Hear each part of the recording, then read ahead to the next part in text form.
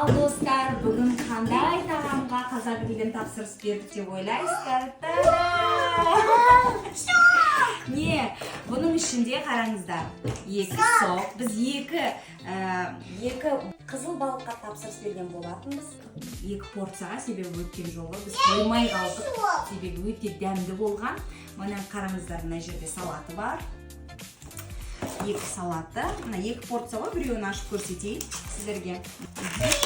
Мына жерде көкөністен жасалған салат. Бұл күріш гарнирі.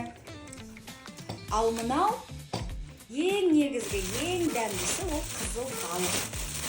Семга, қызыл балық, я? Айкөрсем, сен семганы жақсы көресің ғой? Қараңыздар, көп жылығып алып келген семганың әдемі түрін сіздерге көрсетейін. Міне! Қандай дәмді! Бұйырса қазір кешкі асты осымен әдемі тағаммен жейтін боламыз. Қазақ еліне үлкен рахмет. Осындай дәмді астарына. Ас болсын. Ал бұл қазақ грильдің морсы.